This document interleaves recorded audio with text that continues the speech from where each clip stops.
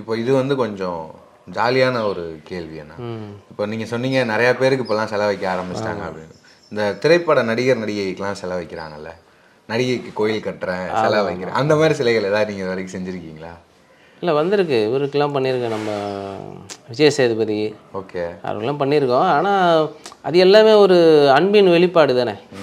நம்ம அதுமாதிரி நல்ல இப்போ அதாவது தலைவர்கள் மட்டுமே இல்லை ஏதோ ஒரு துறையில் சாதித்தவங்க மட்டுமே கிடையாது.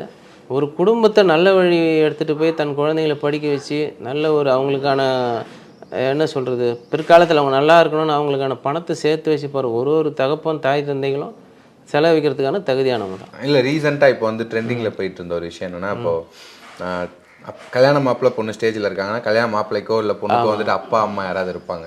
ஸோ அந்த இடத்துல அவங்களோட உருவ சிலையை வச்சு ஆச்சரியப்படுத்துறது, அந்த மாதிரி விஷயங்கள், அந்த மாதிரி விஷயங்களுக்குலாம் நீங்கள் சிலை செஞ்சு கொடுத்துருக்கீங்களா? இல்லை பண்ணியிருக்கோம், அதெல்லாம் பண்ணியிருக்கோம். ஓகே ஓகே, அது நல்ல விஷயந்தான். ஏன்னா அவர் இவ்வளவும் பண்ணிவிட்டு தன்னுடைய பையனுடைய பொண்ணுடையோ இல்லை பையனுடைய திருமணத்தை பார்க்கல அப்படின்றது ஒரு இருந்திருப்பார். பெருசாக கல்யாணம் பண்ணி பார்க்கணும் அப்படின்லாம் இருக்கும். அந்த நேரத்தில் அவருடைய வந்து எப்படி சொல்லுது, இயற்கை அவருக்கான காலத்தை கொடுக்காதனால இறந்துட்டுருப்பார். அப்போ அந்த சிலையை அங்கே பார்க்கும்போது அவர் இருக்கிறத, அதாவது அது இல்லாத ஒரு நிலையை வந்து அவர் நிரப்பிடுறாங்க. அவர் இருந்து முன்னே நின்று கல்யாணம் பண்ணுற மாதிரி ஒரு மன திருப்தி, ஆத்ம திருப்தியில் அவங்க சந்தோஷமாக இருக்காங்க. அது நல்ல ஒரு விஷயந்தான். இப்போ நான் வந்து சிலை செஞ்சு கொடுத்தேன், அதுக்கு அவங்க எனக்கு பைசா கொடுத்துட்டாங்க, இருந்தாலும் அதையெல்லாம் தாண்டி அவங்க முகத்தில் பார்த்த சந்தோஷம் வந்து எனக்கு ஒரு பயங்கரமான ஒரு கிக்கு கொடுத்தது அப்படின்னா அது எப்போனா, அது என்னைக்கு நடந்தது?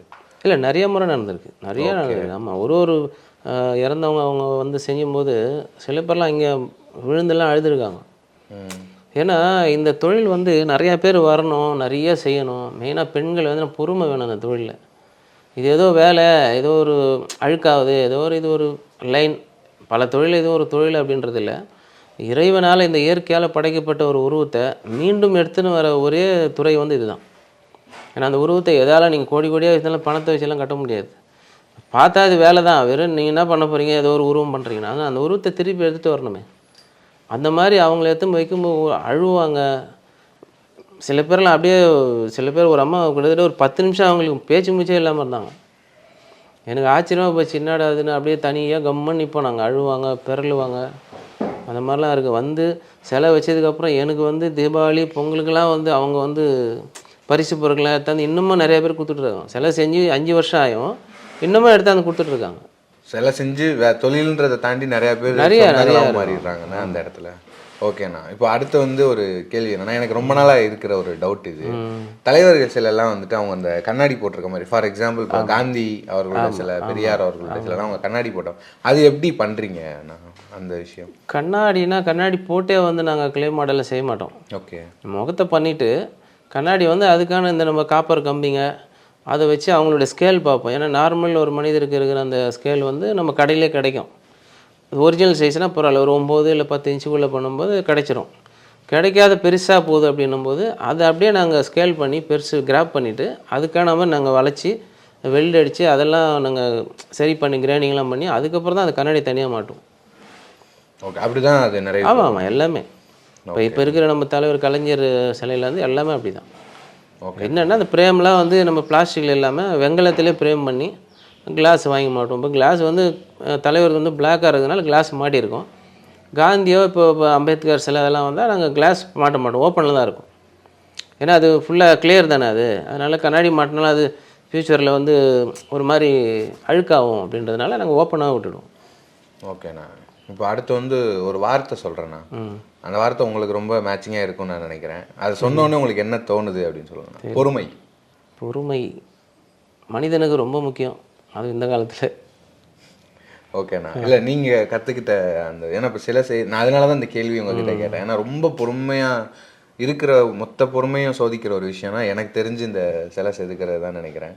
சிலையில் சிலை செய்கிறதுக்கு கூட பொறுமை தேவை. ஓகே, ஆனால் எங்கே பொறுமை தேவைன்னா இன்றைக்கி இந்த லைனும் கிடையாது, நீங்கள் எல்லா லைன்லையுமே.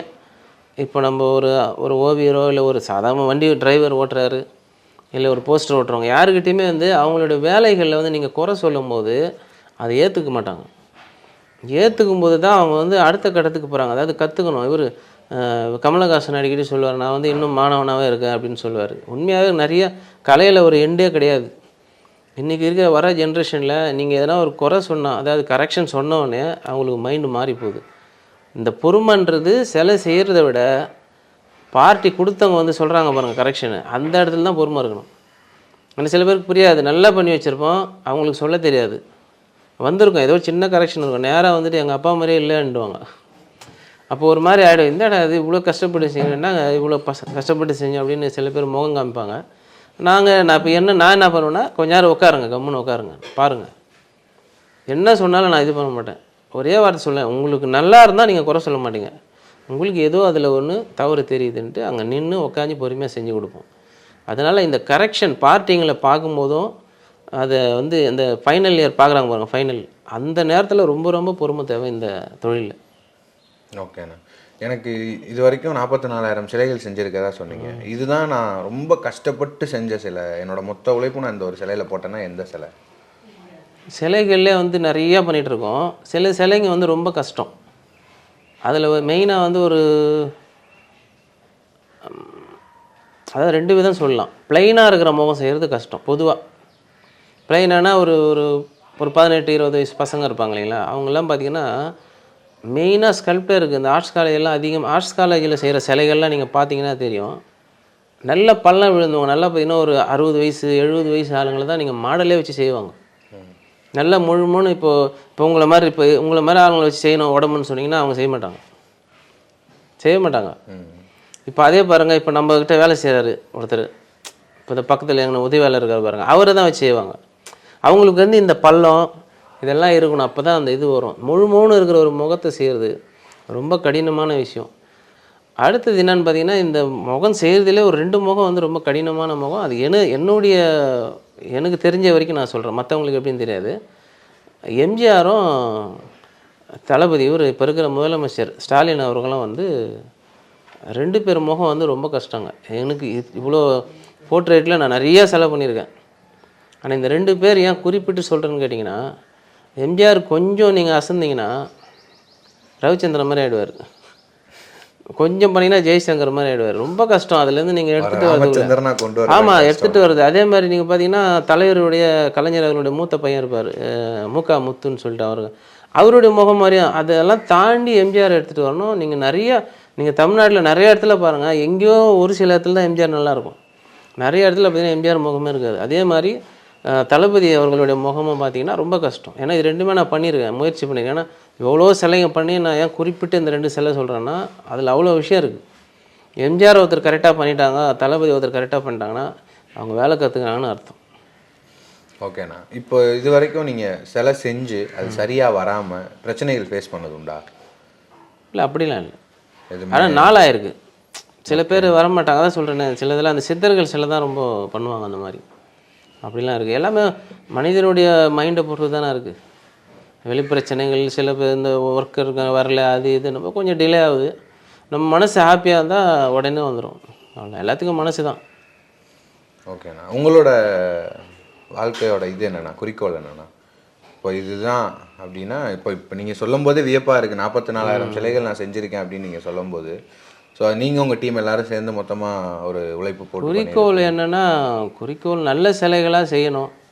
அதாவது வெறும் சிலைகள் வந்து பணத்துக்கோசம், பணம் அவசியம்தான், உடனே பணத்துக்கோசம் செய்யக்கூடாதுன்னா இவர் பணமே இல்லாமல் செஞ்சுருவாரா அப்படின்னு நிறைய பேருடைய மனசில் கேள்வி எழலாம். பணம் தேவை தான், ஆனால் பணத்தை தாண்டி கலைன்றது ஒன்று இருக்குது. அந்த கலை வந்து நமக்கு அப்புறம் வர ஜென்ரேஷன் அவங்களுக்கு வந்து அது ஒரு ரெஃபரன்ஸாக இருக்கிற மாதிரி வேலைகள் செய்யணும். அதுக்கான நேர காலம் கொடுத்து, ஏன்னா நீங்கள் பழைய ஆங்கிலேயர் ஆட்சியெல்லாம் பார்த்தீங்கன்னா ஒரு சிலை இன்னமும் நம்ம அசந்து பார்த்துட்ருக்கோன்னா அதுக்கான நேர காலம் கொடுக்கணும். அந்த மாதிரி நிறைய சிலைகள் செய்யணும். இன்னொரு என்னுடைய பெரிய குறிக்கோள்னா, நிறைய பேருக்கு இந்த வேலையை கற்றுக் கொடுக்கணும். ஏன்னா ஒரு நல்ல ஒரு திறமையான ஆளுக்கு வந்து தான் கற்றுக்கு மற்றவங்களுக்கு கற்றுக் கொடுத்தா தான் அவங்க அது வந்து பூரணமாகும்னு சொல்லுவாங்க. அந்த மாதிரி நிறைய பேர் கற்றுக் கொடுக்கணும்.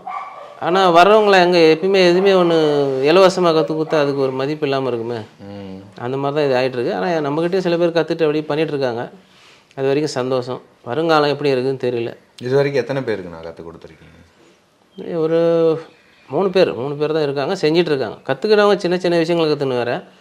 நம்ம பூர்வீகமாக நம்மளுடைய குரு அப்படின்னு சில பேர் சொல்லுவோம் இல்லையா, அந்த மாதிரி ஒரு 3 பேர் இருக்காங்க.